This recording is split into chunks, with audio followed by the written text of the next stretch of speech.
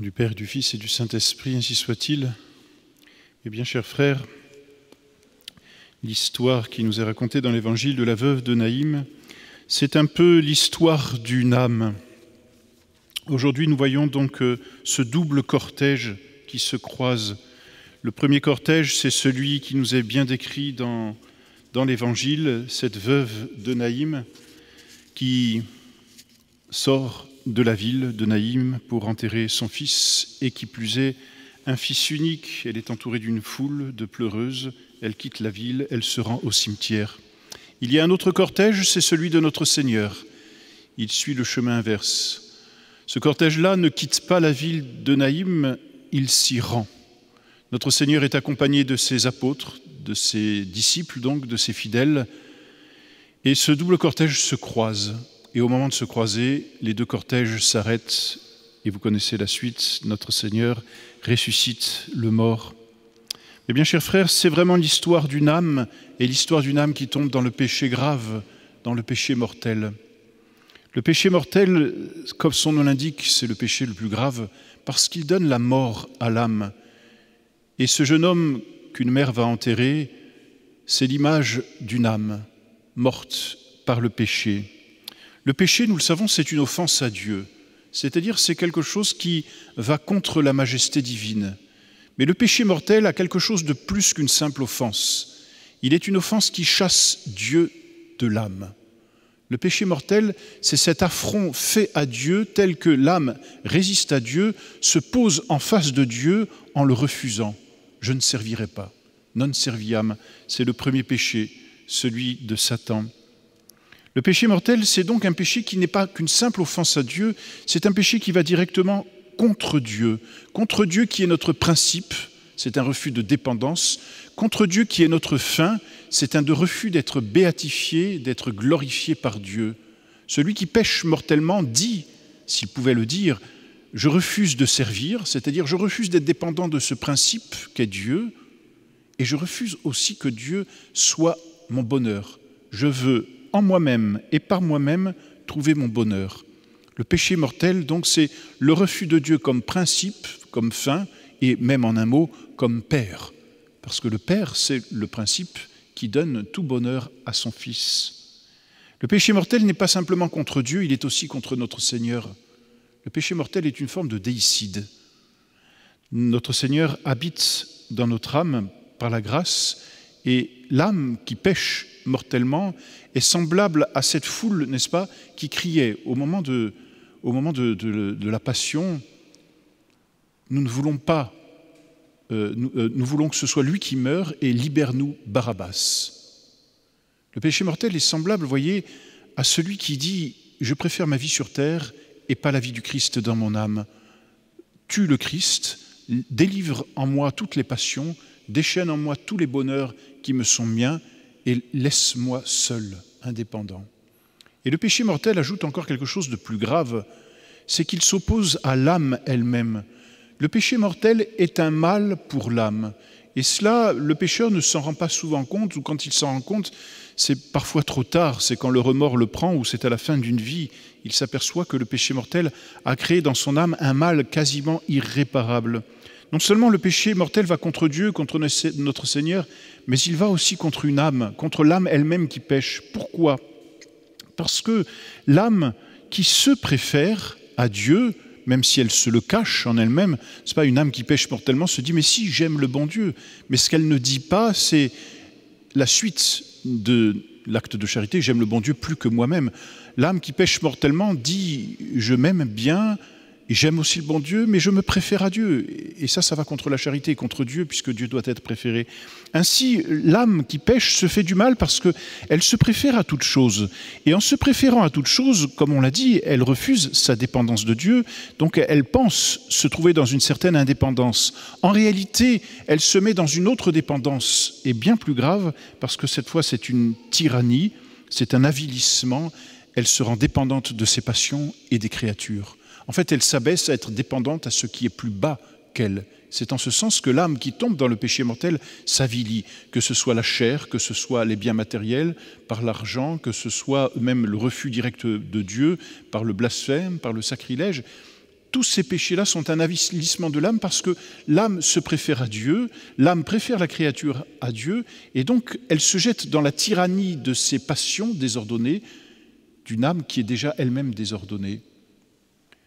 Le péché mortel, donc, c'est une véritable servitude, quoi qu'il ait les apparences d'une indépendance. Et c'est là où il ne faut pas s'y méprendre. Le péché donne une forme d'indépendance, laisse croire par un certain mirage que l'âme, en se coupant de Dieu, devient indépendante. En réalité, le péché mortel met dans une dépendance bien plus grande que celle que nous aurions vis-à-vis de Dieu. Elle met dans la dépendance des choses basses, viles, inférieures à nous-mêmes, et c'est une tyrannie. Alors on sait ce que fait le péché mortel dans l'âme. Il chasse Dieu et nous ferme les portes du ciel. C'est ainsi que ce cortège quitte la ville. Le cimetière se trouve à l'extérieur de la ville, et le cortège qui quitte ici cette ville de Naïm pour aller enterrer ce jeune homme quitte la ville, tout comme l'âme quitte finalement le ciel, parce que le ciel est déjà en nous, n'est-ce pas, par la grâce. Et l'âme qui pêche mortellement quitte le ciel. Elle fait partie de ce cortège, n'est-ce pas, qui est au-delà des remparts et qui se trouve dans le vide, dans ce vide autour de la ville. C'est un des effets donc du péché mortel, c'est de chasser Dieu, mais on peut dire aussi que c'est un suicide spirituel. Il y a une espérance, mes bien chers frères, pour notre âme. Cette espérance, c'est notre Seigneur. Et vous voyez, notre Seigneur vient à l'encontre.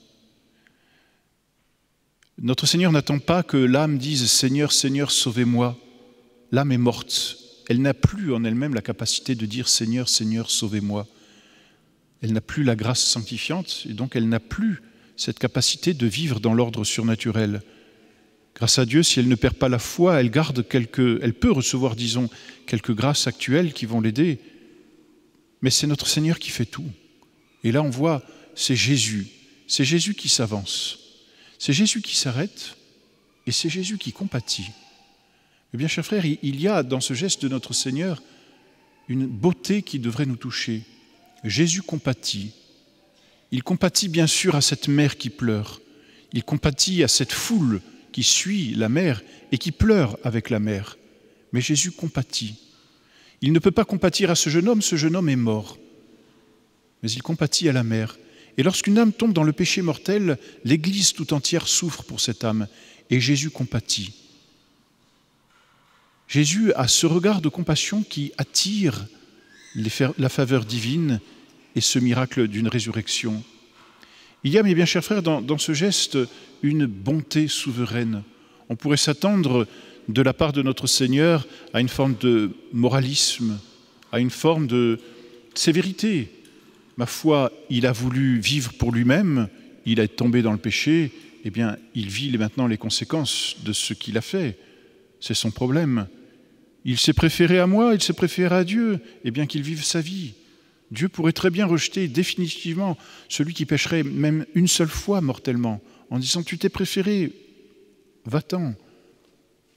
Eh bien non, notre Seigneur connaît la faiblesse de l'homme, notre Seigneur connaît aussi son ignorance, notre Seigneur se laisse toucher par la prière des justes, par la prière des saints. Alors notre Seigneur s'arrête, il arrête les porteurs et il ressuscite le mort et il le rend à sa mère. C'est ce que fait Jésus dans le sacrement de pénitence. Il ressuscite l'âme et la rend à l'Église. Cette scène est belle, mes bien chers frères, et cette scène est pleine d'espérance. Elle est pleine d'espérance pour nous-mêmes. Si nous avions le malheur de tomber dans le péché mortel, ne nous disons jamais « c'est fini, c'est perdu, je n'y arriverai pas, je ne puis plus rien, et Dieu va se lasser de moi ». Dieu ne se lasse pas. Notre Seigneur est toujours à chercher une âme pour lui redonner la vie. Il y a pire que le péché mortel, c'est le désespoir. Le démon ne cherche pas simplement à faire tomber une âme dans le péché mortel. Cela ne lui suffit pas. Ce qu'il veut, c'est le désespoir, parce que le désespoir empêche l'âme de recourir à notre Seigneur. Et c'est ce qu'il y a de pire. Et donc, mes bien chers frères, ne nous laissons jamais aller au désespoir. Jésus est venu pour nous pécheurs. Il n'est pas venu pour nous bien portants. Je ne suis pas venu pour ceux qui sont bien portants, je suis venu pour ceux qui sont malades, dit Jésus. Et donc, quels que soient nos péchés, confions-nous dans cette miséricorde de Dieu. Et si par la grâce de Dieu, nous ne tombons pas dans le péché mortel, sachons rendre grâce à Dieu. Mais sachons appartenir à ce cortège, c'est-à-dire appartenons à l'Église. Soyons d'Église, mes bien chers frères, c'est-à-dire pleurons pour les âmes qui tombent dans le péché mortel. Sacrifions-nous, prions pour toutes ces âmes. Il ne s'agit pas simplement de faire notre salut. Nous appartenons à l'Église. Faire notre salut, c'est aussi sanctifier les autres. Parce que nous vivons dans cette société qui s'appelle l'Église.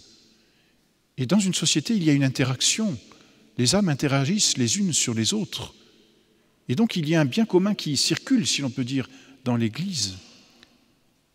Et donc, si, par la grâce de Dieu, nous restons en état de grâce, remercions certainement le bon Dieu, mais ne nous confions pas en nous, ne nous disons pas « bon, je suis en état de grâce, ma petite vie spirituelle va bien ». Non, pleurons sur ces pauvres âmes qui ne connaissent pas Dieu ou qui tombent dans le péché. Ce sont nos prières qui vont attirer les miséricordes de Dieu.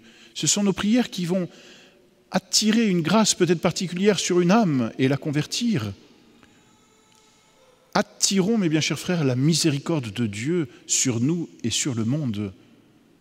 Ne soyons pas des individualistes dans l'ordre de la sanctification.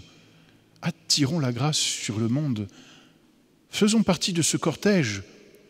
Et en tête de ce cortège, il y a la mère. Notre mère, c'est Notre-Dame. Eh bien, mettons-nous à l'école de Notre-Dame.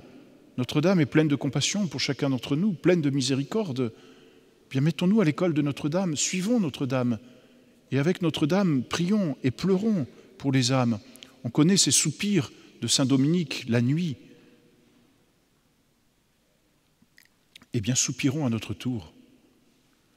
Voilà, mes bien chers frères, cette belle page qui, d'une part, nous dit l'espérance que nous devons avoir pour notre propre vie, mais d'autre part, nous engage à prier pour les âmes.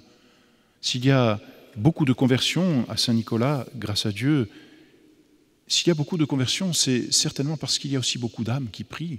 Nous ne savons pas les grâces que nous attirons par nos prières et nos sacrifices, mais nous en attirons, c'est certain. Nous ne savons pas quelles conversions ont obtenu nos prières et nos sacrifices, mais nous en avons obtenu, c'est certain. Continuons, ne nous décourageons pas et réjouissons-nous de ce bien qui se fait, de ces âmes qui se convertissent. C'est aussi par la grâce, c'est-à-dire par la prière et la sanctification, le sacrifice de ceux qui sont en état de grâce. Alors, à l'image de la très sainte Vierge Marie, demandons-lui, bien sûr, de ne pas tomber dans cette mort spirituelle qu'est le péché mortel, mais demandons-lui de compatir et de pleurer pour toutes les âmes qui se damnent. Si personne ne prie pour elles, comment alors se sauveront-elles? Ainsi soit-il. Au nom du Père et du Fils et du Saint-Esprit, ainsi